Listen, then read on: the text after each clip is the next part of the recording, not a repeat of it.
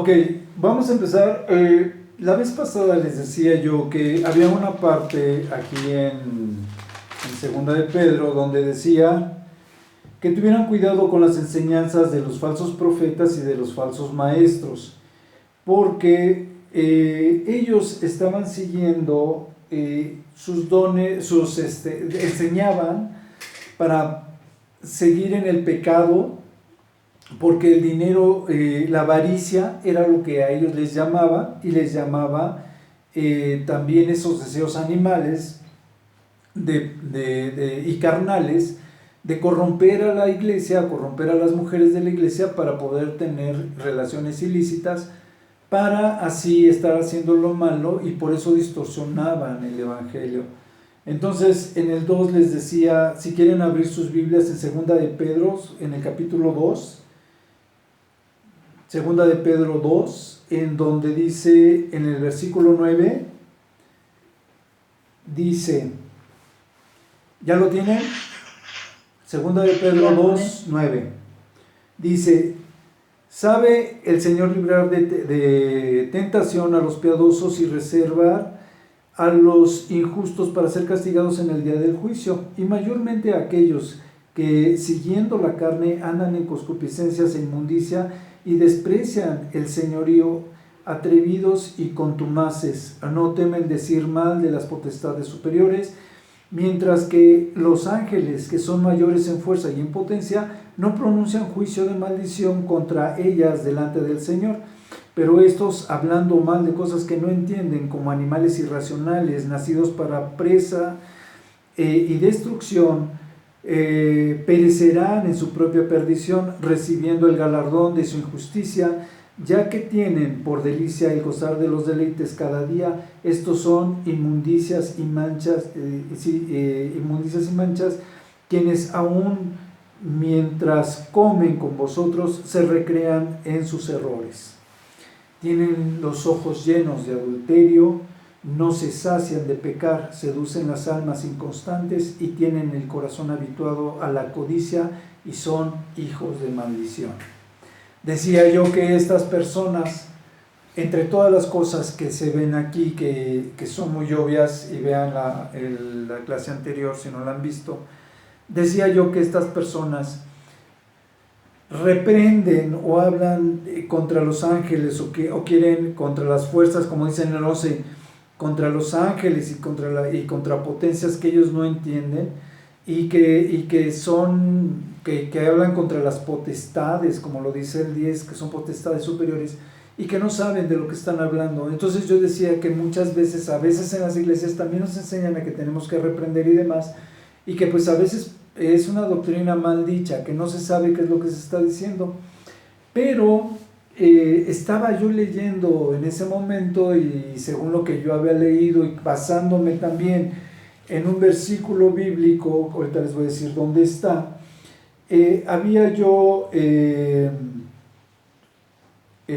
había definido, por ejemplo, en Judas 1, capítulo 1, del 9 al 12, no lo abran, nada más les voy a platicar de qué se trata.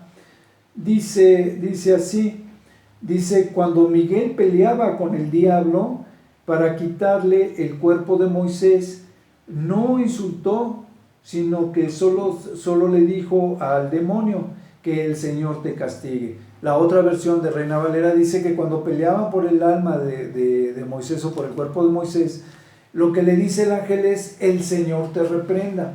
Y entonces les decía, si los ángeles no pueden reprender a un demonio, ¿cómo es posible? Si pueden pelear contra ellos y demás, porque así lo dice la Biblia. Decía yo, ¿cómo es posible que si ellos no se atrevían a reprender, pues a veces los hermanos quieren reprender a Dios? Y entonces Alfa me pasó el versículo. ¿Lo quieres leer, Alfa? El de Marcos 16, del 16 al 18. Sí. El que creyere y fuere bautizado será salvo, mas el que no creyere será condenado. Y estas señales seguirán a los que creen: en mi nombre echarán fuera demonios, hablarán nuevas lenguas, tomarán en las manos serpientes, y si bebieren cosas mortíferas no les hará daño, sobre los enfermos pondrán sus manos y sanarán.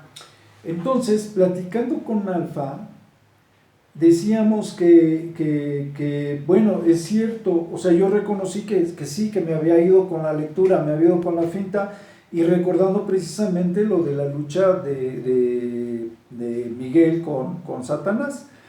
Y entonces decía yo, ya viéndolo, le decía a Alfa, pues sí, tienes razón, porque también cuando el Señor envía a los 70, dice, ahorita se las voy a leer, dice,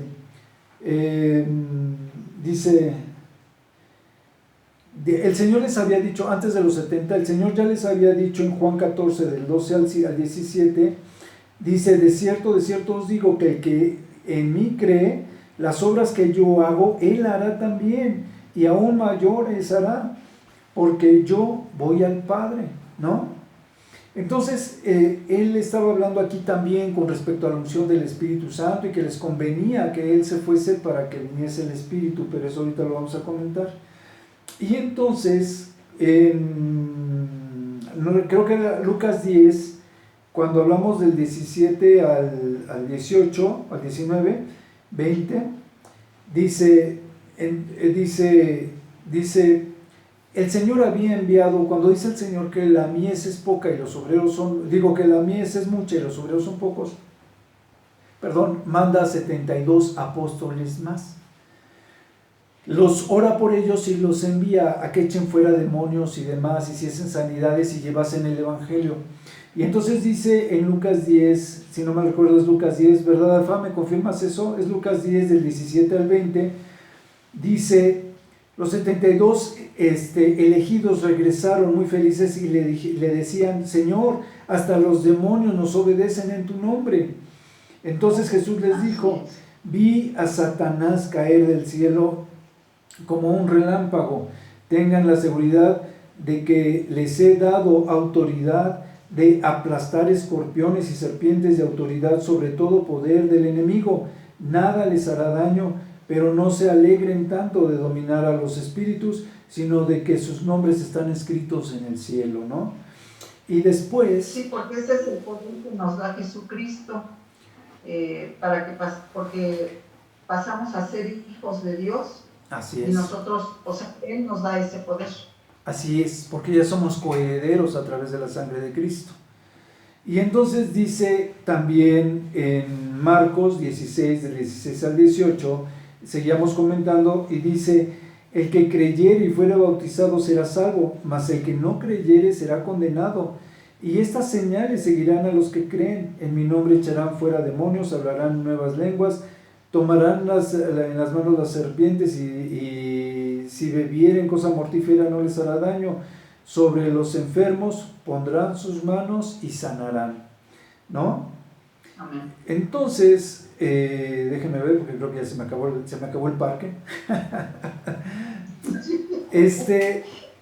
Y creo que teníamos por aquí otra, cuando decía que, no sé si ya la comenté, que mayor es el que está en nosotros que el que está en el mundo, y otros versículos que vamos a ver que vienen precisamente en Primera de Juan, donde dice que pues efectivamente nosotros estábamos destinados a echar fuera demonios, podemos echar fuera demonios, tenemos la autoridad y no tenemos por qué temer a Satanás o a sus demonios, porque mayor es el que está en nosotros que el que está en el mundo, como dice. Entonces reconozco que me equivoqué al estar dando la clase, al estar releyendo de primera mano esto, porque me quedé con esa idea cuando estaba yo leyendo, cuando estaba estudiando la clase, y eso fue lo que di. Cuando hablé con Alfa, pues me di cuenta y dije, no, pues Alfa, tienes razón en lo que me está diciendo, tienes razón al golpearme, ¿no? Y entonces, ¿qué otra cosa te comentaba, Alfa? Platicábamos que lo que podíamos entender era que el Señor Jesucristo le dice, fíjense, dice la Biblia que le hizo Dios poco menor que los ángeles. Esto es cuando Dios, Jesucristo, es convertido en hombre. Entonces sí es poco menor que los ángeles. Por eso el ángel, cuando estaba peleando contra Satanás, el ángel Miguel, que es príncipe de los ejércitos de los ángeles, que son los que pelean por el pueblo judío, y por los que son salvos, no se atrevió a reprender al diablo, sino que le dijo: el Señor te reprenda, ¿no? Aquí decía la versión internacional, por eso no me gusta, que el Señor te insulte. No, es el Señor te reprenda, el Señor te castigo, el Señor te ponga en tu lugar, ¿no? Bueno, entonces, si uno cuando es hombre no puede reprender, un hombre común y corriente no puede reprender al demonio. Pero platicando con Alfa le decía: yo lo que entiendo, Alfa, o lo que les estoy diciendo, lo que entendemos o podríamos entender, es que también la misma Biblia dice que Jesucristo fue hecho poco mayor que los ángeles, cuando una vez que tiene esta salvación, cuando ya pasó la prueba y ya fue crucificado y ya dio su vida por nosotros. El Señor Jesucristo le dice a sus apóstoles que ellos no podrán recibir el Espíritu Santo a menos de que Él se vaya, y que les conviene porque entonces el Señor Jesucristo les enviará el Espíritu Santo. Nosotros tenemos el Espíritu Santo en nuestras vidas, en nuestro corazón, en nuestra mente, cuando recibimos la salvación del Señor Jesucristo, y el Espíritu Santo viene a morar en nosotros. Entonces ese Espíritu que es el que mora en nosotros, es el que nos hace mayor, es el que es mayor que el que está en el mundo, y es el que nos da la autoridad para poder hacer una reprensión o poder echar fuera demonios. Espero que haya sido claro, espero que no me falte nada. ¿Me faltó algo, Alfa, de aclarar de lo que habíamos platicado? Perfecto, no, todo está bien. Sí, ¿verdad? Creo que ya fue todo lo que queríamos platicarle de ese, ¿cómo dicen? No me acuerdo, de ratas, que se dice, ¿cómo se dice? Versión de ratas, algo así le dicen. Cuando uno se equivoca, dice: esta es la versión de ratas, algo así. Ok, entonces, ahora sí, regresando a la clase. Hemos visto todo el libro de Primera de Pedro y todo el libro de Segunda de Pedro. En Primera de Pedro vimos que Simón, estando en una de las regiones de Roma, habla a ciertas partes de las iglesias que estaban en Roma también, y que estaba, él cuando redacta estas cartas, se las está redactando a Silvano, para que él fuera el escribano, ¿no? que estaba poniendo las cartas. Y entonces estas iglesias estaban en Asia Menor, eran diferentes iglesias de Asia Menor, que también estaban pues cerca de Roma, y que estaban siendo perseguidas y martirizadas precisamente por los pueblos que estaban, las gentes que habitaban estos poblados de Roma, ¿no? Y entonces él se dice que a estos pueblos que eran pueblos de Dios, que estaban exiliados o que estaban cerca de ahí y que estaban siendo oprimidos, precisamente a través de este mensaje del exilio, él les empieza a decir que ellos son parte de esta nueva familia de Jesucristo, que así como Abraham había recibido un mensaje de Dios y tenía una misión con Dios y demás, ellos también habían sido identificados dentro de esta familia a través del sacrificio que tenían en Jesucristo, y a través de esta esperanza de nueva vida que tenían en Jesucristo, o de salvación que tenían en Jesucristo. Eso los identificaba ya no como una parte exiliada del país, sino como parte integral dentro de esta misma familia cristiana, que todos formaban un solo cuerpo. ¿Por qué lo hacía? Yo les decía que habían estado habían sido presionados, o por la persecución que se daba a la iglesia. Pablo y Pedro, en este caso, se habían preocupado de que la iglesia estuviese manteniéndose constante, se hubiese mantenido constantemente, que no perdieran la fe, que reconocieran a Jesucristo, que reconocieran este esfuerzo y demás. Entonces, de esta esperanza final de la venida del Señor Jesucristo, pues era la que les debería de dar fuerza para que ellos mantuvieran resistiendo el oprobio y la agresión que estaba recibiendo, o este exilio que estaba recibiendo por parte del resto de las naciones o de los países. Entonces Pablo les empieza a hablar de que a través de esta esperanza pues somos miembros de este nuevo pacto a través del sacrificio de Cristo, Él les empieza a hablar de esto, de que somos un nuevo templo, una nueva familia, de que somos un nuevo sacerdocio, de que somos una nación santa y otras cosas.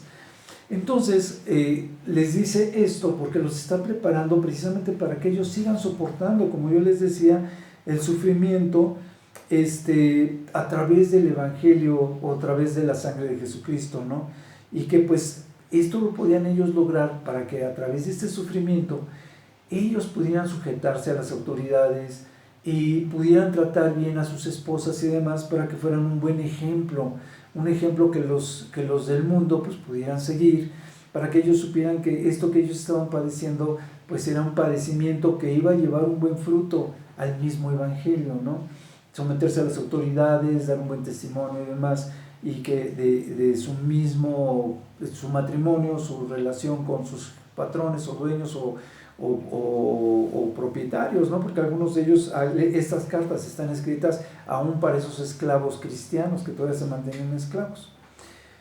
Y entonces dice, ok, teniendo todo esto, esta obediencia, esta disciplina, llevando esto, de tal manera que podamos llevar este evangelio a través de este bautismo que se da en el Espíritu Santo, a través de Jesucristo, ¿no? Creyendo en Jesucristo tenemos un bautismo del Espíritu Santo, y este mismo bautismo se da cuando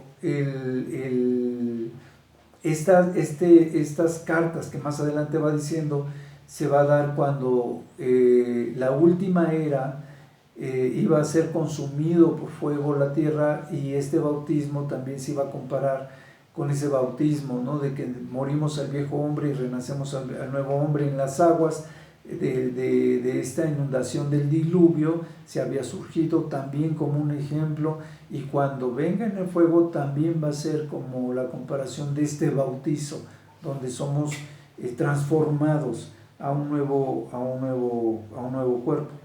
Por último, en la primera de Pedro, él habla precisamente de estas promesas que tenemos, y que tenemos que cuidarlas, que tenemos que tener cuidado de este evangelio, y que tenemos que cuidarnos de estos líderes que están desviando a la iglesia en la fe para llevar a cabo sus propósitos personales, y que debemos de mantenernos firmes en la fe, ¿no?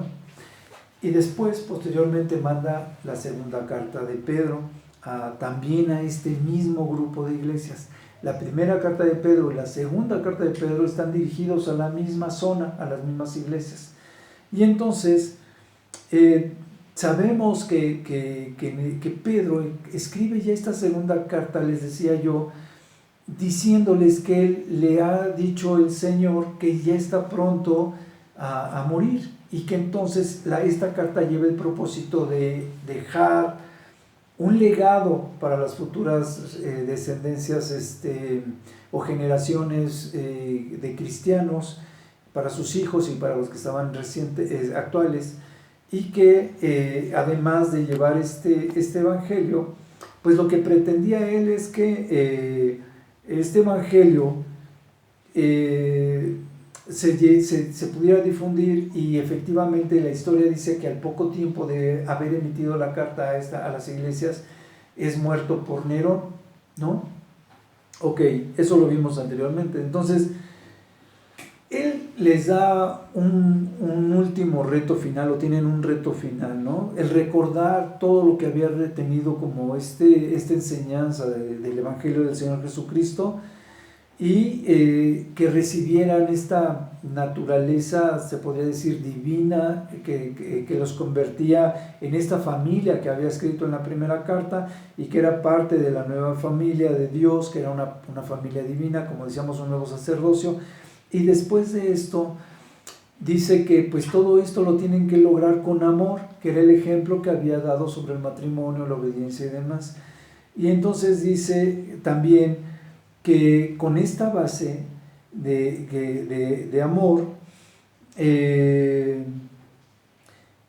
era para que todo este principio de amor, toda esta base de evangelio, toda esta base de esta enseñanza, la dejaba, como yo decía, para que pues todas las generaciones que vinieran de cristianos, o este nuevo mensaje que se diera, pues siguiera manteniéndose. Después dice que se cuiden otra vez, les vuelve a decir también otra vez, que se cuiden de estos maestros que son corruptos, ¿no? Que ellos lo hacen con la finalidad de no rendir cuentas y de no tener una regla o algo que los pueda restringir tanto de su el dinero o lo que querían recibir de esta avaricia, como también de los actos sexuales que estaban teniendo, ¿no?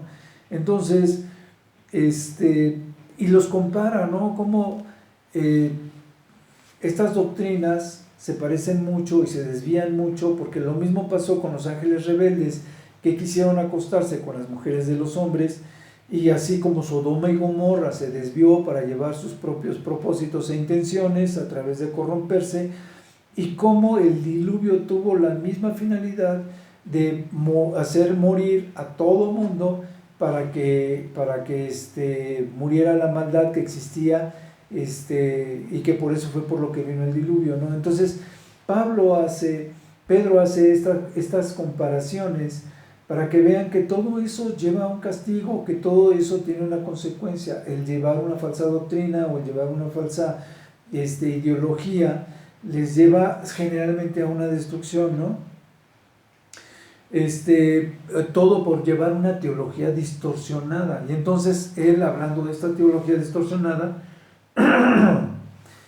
les empieza a explicar al final por qué tardaba la venida del Señor Jesucristo, que esto es lo que dice el capítulo 3, y ahorita se los voy a leer, y que hablábamos sobre ese capítulo en especial, porque es un capítulo muy precioso, ¿no? Que habla de muchos detalles muy bonitos, y dice que la paciencia de Dios era porque no quería que nadie se perdiera, que por eso es por lo que había retardado las promesas de su venida.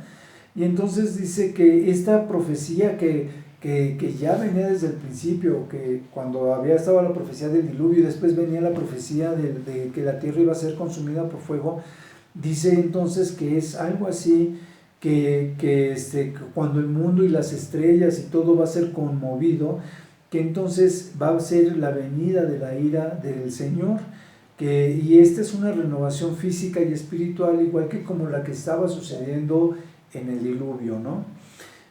Y bueno, pues les voy a leer qué es lo que dice, por último, esta que dice el día del Señor. Vamos a segunda de Pedro, capítulo 3, el día del Señor vendrá. Está hablando de la venida del Señor Jesucristo y del día de la ira. Ya lo habíamos platicado. Dice que algunos van a decir, ¿dónde está la promesa de tu advenimiento? ¿Dónde está la promesa del día de la venida del Señor Jesucristo? Dice, porque desde el día en que los padres durmieron y hasta ahora permanecen todas las cosas igual, ¿no? Y dice, estos ignoran voluntariamente porque no quieren reconocer cómo son las cosas, les conviene seguir en sus pecados. Dice que antes el pueblo por su maldad, antes el mundo por su maldad había sido anegado, y que ahora está guardado para el fuego y demás. Dice que no ignoremos que para el Señor un año es como 1000 días, que un día es como 1000 años y 1000 años como un día. Entonces no lo sabemos, esto es relativo, a veces puede ser más, a veces puede ser menos, pero el caso es que el Señor tiene su tiempo y lo que no quiere es que nadie se pierda. Y eso lo dice en el versículo 8. Dice, digo en el 9, Él está esperando con paciencia, no queriendo que ninguno se pierda, ¿no? Que ninguno perezca. Dice, y casualmente está hablando de esto cuando dice, porque el día del Señor vendrá como ladrón de noche. Pues está hablando del día de la venida del Señor Jesucristo. El único día que viene como ladrón de noche es la venida del Señor Jesucristo, que siempre está relacionada con lo mismo.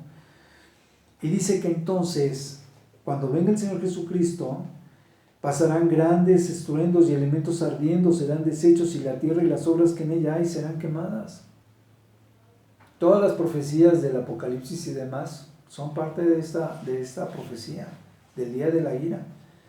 Y entonces, ¿Por qué nosotros somos apartados del día de la ira? Ya se los había dicho, porque nosotros somos arrebatados en ese momento. Cuando viene el Señor Jesucristo y en ese momento están sufriendo temblores y demás, la gente que se va a quedar. ¿Cómo no debemos de vivir en una santa y piadosa manera de vivir, ¿no? Sabiendo que todo esto se acerca. Dice, y también vuelve a afirmar el día de la ira de Dios, donde dice en el 12, esperando y apresurándolos para la venida del día de Dios, el cual los cielos ardiendo, encendiéndose, serán deshechos y los elementos siendo quemados se fundirán. Por eso nosotros esperamos un cielo nuevo, ¿no? Y nueva tierra, la nueva Jerusalén. Debemos de andar con diligencia para ser hallados sin mancha e irreprensibles y poder estar en paz. Y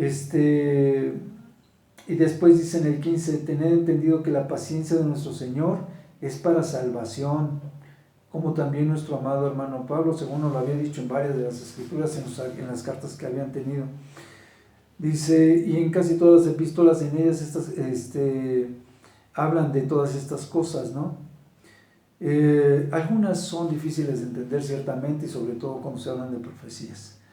Dice, así que ustedes dice, amados, sabiendo de antemano, guárdense para que no sean arrastrados por el error y sean inicuos y caigan de vuestra firmeza, de nuestra manera de pensar y de vuestra fe. Y eso es todo. Dice, el conocimiento de nuestro Señor y Salvador Jesucristo, a Él sea la gloria, ¿sí? Sin caer de esta gracia, sin caer de esta fe del Señor Jesucristo. Ok, vamos a empezar con Primera de Juan. Todas estas cosas que ya habíamos dicho que estaban profetizadas desde el principio, ellos lo sabían, era un plan de Dios desde antes de la fundación del mundo. Fuimos planeados nosotros, fue planeado el universo, fue planeada la tierra. El pecado fue sabido que se iba a cometer, y el plan de salvación también. Entonces dice, todo esto que se conocía desde el principio, nosotros lo hemos oído, lo hemos visto con nuestros ojos, lo hemos contemplado, lo hemos palpado, y todo esto tocante al verbo de vida, el verbo de vida, el verbo de Dios, que era Jesucristo, era el verbo de Dios, ¿no? Todos lo sabemos. Entonces, todo esto lo está poniendo como primera, Juan lo está poniendo como primera narración, hablando de que todo esto que se sabía de las profecías y que ahora sabemos y que nos tocó vivirlo cuando vino el Señor Jesucristo y que nos tocó tocar sus heridas como le tocó en el caso a Tomás y cosas así, dice, todo esto es lo que para nosotros ha sido manifiesto, tanto del Padre como lo que fue. Y dice, y todo esto lo vivimos, ¿no? Y todo esto dice del verbo de vida, dice, porque dice en el 2, porque la vida fue manifestada y la hemos visto y testificamos y lo anunciamos les anunciamos la vida eterna, la cual estaba en el Padre y se nos manifestó a nosotros. Todo esto, como yo les decía, la creación de Cristo, de Dios a hombre y ha hecho vida y todo esto, fue lo que nos fue manifestado, o les fue manifestado a los apóstoles. Dice, y de lo que hemos visto y oído, esto es lo que les anunciamos, para que ustedes también tengan esta comunión como la que tenemos nosotros, dice, ¿no? Y nuestra comunión es con el Padre y es con su Hijo Jesucristo.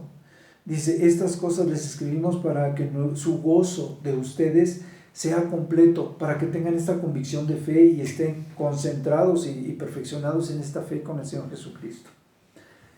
¿Tienen alguna duda hasta aquí? ¿O quieren añadir? No, todo bien, vamos a ver.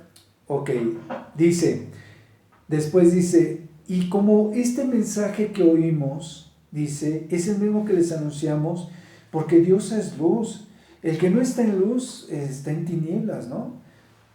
Dice, de la misma manera, el que no tiene comunión, dice, no es el que, si decimos que estamos en comunión con Él, como lo dice aquí, y andamos en tinieblas, entonces mentimos, porque no estamos practicando la verdad, porque no somos coherentes.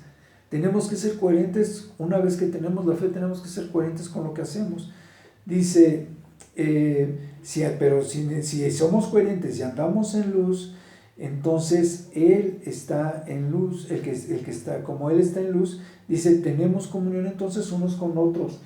Entonces la sangre de Jesucristo nos limpia de todo pecado. Cuando nosotros tomamos la promesa de fe, la promesa de fe, cuando nosotros tomamos la salvación que Cristo nos da, cuando maduramos eso, actuamos de forma correcta, de forma coherente. Una vez que nosotros actuamos de forma coherente, efectivamente somos salvos, efectivamente somos cristianos, y entonces es que nosotros podemos en verdad ser salvos, podemos en verdad ser limpiados de toda maldad a través del sacrificio de Cristo. Pero solo hasta entonces, cuando estamos culminados como cristianos. Porque si decimos que no andamos en pecados, en pecado, pues le hacemos a Él mentiroso, y entonces pues su palabra no está en nosotros. Entonces tenemos que ser coherentes con lo que hacemos. ¿Lees del 1 al 6, por favor, Alfa? Esto que les estoy diciendo es para que no pequen. Dice, porque el que anda en pecado, si alguno anda en pecado, pues entonces abogado tenemos para con el Padre en el Señor Jesucristo. Pues nuestro Señor Jesucristo es el abogado que aboga siempre por nosotros, porque decíamos que no podemos estar sin pecado, porque tarde o temprano tenemos que tener errores, tenemos que pecar, tenemos que tener tal vez un mal pensamiento o una mala acción, y bueno, tenemos abogado para con el Señor Jesucristo, porque el acusador es el diablo. Dice, Él es el que nos proporciona, Él es el que nos salva de nuestros pecados, y no solamente nos salva de nuestros pecados, sino que salvándonos de nuestros pecados y permitiendo que nosotros llevemos el Evangelio, pues salva a otras personas también de estos pecados, ¿no? Uno es lo que nosotros hacemos por el Evangelio con esta fe, con estas acciones de fe y demás, y otra cosa es la que hace directamente esta fe cuando es aplicada a través a los demás, a través de la fe, para que crean en el Señor Jesucristo, ¿no? También el resto del mundo puede ser justificado y puede ser salvado por este mismo Evangelio, por esta misma fe, por este mismo sacrificio del Señor Jesucristo. Y dice por eso, que esto nosotros lo sabemos, que si guardamos sus mandamientos, y Él dice que yo les conozco, y el que diga yo le conozco pero no guarda sus mandamientos, dice, pues es un mentiroso, lo que había dicho al final del 1. Y la verdad no está en él, no está actuando con verdad, no está hablando con honestidad. Dice, el que guarda la palabra, es verdaderamente, dice, pero el que guarda su palabra, en verdaderamente el amor de Dios se ha perfeccionado. Por eso sabemos que estamos en Él. Es lo que yo les decía, cuando nosotros estamos en obediencia y demás, la fe se está haciendo cargo de nuestra vida, se está haciendo cargo de nuestra obediencia. Y el que dice que está en Dios debe de andar como Él anduvo, como anduvo el Señor Jesucristo, en obediencia y en rectitud. Después dice el nuevo mandamiento, dice, hermano, este nuevo mandamiento, dice, empieza él diciendo, no les estoy escribiendo un nuevo mandamiento, es lo mismo que lo que veníamos platicando, ¿no? Desde un principio. Y les dice, pero sí les voy a dar un nuevo mandamiento, dice, que debe de ser verdadero en vosotros. Dice, las tinieblas van pasando y la luz verdadera ya alumbra. Dice, si alguno dice que aborrece a su hermano, anda en tinieblas. Y dice, el que ama a su hermano, sí permanece en la luz y no hay tropiezo en él. Dice, pero el que aborrece a su hermano anda en tinieblas y no sabe a dónde va, porque las tinieblas le están cegando. Dice, y les escribo a ustedes, hijitos, porque sus pecados han sido ya perdonados en el nombre del Señor Jesucristo, ¿no? O sea, para que lo entiendan, y está aquí se puede decir que está generalizando a toda la iglesia. Dice, hijitos, y después dice, y a ustedes, a los padres de la iglesia, dice, porque dice, conocéis al que es desde el principio, ¿no? Al que creó todo. Y después dice a los jóvenes, porque han vencido al maligno. Y después dice a toda la iglesia, porque han conocido al Padre. Y después dice otra vez, y a ustedes padres, porque le han conocido desde el principio. Y después dice otra vez a los jóvenes, porque sois fuertes y la palabra de Dios permanece en ustedes y han vencido al maligno. Otra vez se los vuelve a decir. Primero les dice que habían vencido al maligno, y después se los vuelve a repetir. Y después termina cerrando todo esto diciéndoles, no amen al mundo ni las cosas que están en el mundo, ¿no? Dice la palabra que donde está tu corazón, ¿cómo dice? Donde está tu tesoro, ahí está tu corazón, ¿no? Nuestro tesoro, ahí está nuestro corazón. Entonces dice, no ames las cosas del mundo. Si alguno ama el mundo, el amor del Padre no está en él. Quiere decir que si te pones a amar el dinero y las cosas así, hay dos cosas que hablaba anteriormente Pedro, ¿no? Una cosa eran las cosas del mundo, la avaricia de ellos, y la otra era la lascivia, que los había perdido. Y entonces dice, porque los deseos de la carne, los deseos de los ojos, la vanagloria de la vida, no provienen del Padre, sino que vienen del mundo. El mundo va a pasar y los deseos van a pasar, pero la voluntad de Dios va a permanecer para siempre, ¿no? Creo que más claro en el agua. O sea, vuelve a hablar de la avaricia y vuelve a hablar de la lascivia, hablando de todo esto. Y después dice el anticristo.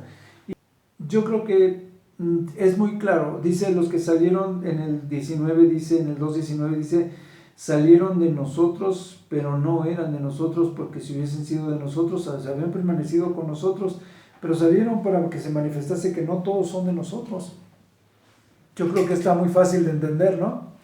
Estaba hablando del pecado, de la lascivia, de la avaricia y demás, y después les dice, bueno, está el anticristo, ¿no? Es el título, pero empieza diciendo, no todos son del cuerpo, ¿no? No todos son de nosotros. Y dice, nosotros tenemos la unción del Espíritu, tenemos la unción del Santo. Y después dice que no nos escribe como si fuéramos ignorantes, sino que nos escribe porque ya sabe que ya conocemos de la palabra, ya conoce de la salvación, ya conoce de la unción del Espíritu, ya podemos tener el discernimiento para comprender de qué se nos está hablando con respecto a la relación de que si creemos en Cristo como Salvador, somos salvos, y que si no, pues estamos siendo parte de este anticristo, parte de los que niegan a Cristo como nuestro Salvador. Y dice, y el que dice, ¿quién es el mentiroso sino el que niega que Jesús es el Cristo? Este es el anticristo, que niega al Padre y al Hijo, ¿no?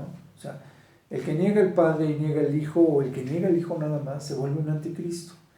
Todos aquellos que aunque en algún momento dado se decían cristianos, pero después se vuelven apóstatas, se vuelven anticristos. Y dice, el que niega al Hijo, pues niega al Padre, ¿no? Y dice, el que acepta al Hijo, acepta al Padre. Dice, dice el 24, que desde el principio, dice, habéis oído desde el principio, permanezca en vosotros. Si lo que habéis oído desde el principio permanece en ustedes, también ustedes permanecerán en el Hijo y en el Padre.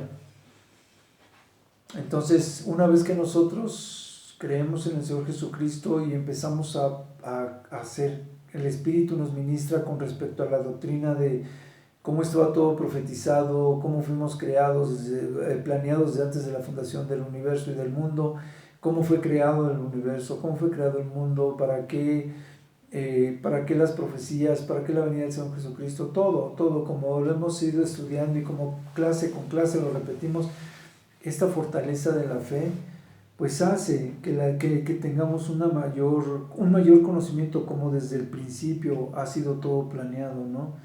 Dice, y esto es lo que dice aquí, que entonces eso hace que nosotros, teniendo ese conocimiento, podamos ser permanentes, podamos permanecer en el Hijo y en el Padre, y que entonces podamos ver estas promesas que tenemos de vida eterna en el Señor. Dice, y yo les he escrito, ya lo habían escrito antes, sobre los que nos piensan tender trampas y nos piensan engañar, está escrito también sobre los falsos cristos, ¿no?, que se van a presentar, como lo decía el Señor Jesucristo en las profecías de Mateo 24. Dice, pero esta unción que permanece en vosotros y que recibisteis, ¿sí?, si esta permanece en vosotros o en nosotros, no tenemos necesidad de que nadie venga y nos enseñe, porque vamos acumulando el conocimiento, y hay un momento en que el Espíritu nos sigue ministrando, ¿no? Sí tenemos necesidad, porque es mejor el común entendimiento que el individual. Lo estamos platicando Alfa y yo, cuando hablamos de que hay gente que no se congrega, pero cree que está siendo bien ministrada, y de repente salen con muchas aberraciones con respecto a la fe, porque salen con muchas tonterías diciendo, es que un ejemplo es lo que le pasaba a los corintios cuando iban y se atascaban de la comida de la Santa Cena, y después del vino, y llega Pablo y les dice, bueno, que no tienen dónde comer en sus casas y dónde embriagarse para que lo vengan a hacer aquí, ¿no?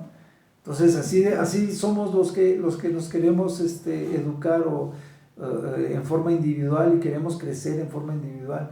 Solamente nuestro limitado raciocinio y nuestro limitado entendimiento nos dejan una sola idea, como lo que yo reconocí al principio de la clase, del error que les platiqué, o que les estaba yo enseñando en la clase pasada. Y que si Alfa no me dice, no, espérame, es cierto, que si no llega Alfa golpeándome, ya no lo había yo entendido, ¿no? Entonces dice, el 28 decíamos, ¿no? Ahora, hijitos, permanezcan en Él, para que cuando se manifieste tengamos la confianza en su venida, y no nos alejemos estando avergonzados, porque hemos hecho las cosas como se nos pega la gana, y porque no hemos hecho las cosas correctamente, ¿no? Dice, Él es justo, y todo lo que Él hace en justicia es nacido de Él. O sea, todo lo que es justicia, Él es justo, y Él es justo para levantar un justo juicio a nosotros. Además, y empieza esto diciendo que abogado tenemos para con el Señor Jesucristo, pues entonces la tenemos bien hecha, ya la tenemos salvada, ¿no? Por eso es que dice a veces que ni la salvación ni los dones se pierden, pero eso ya es tema de otra clase.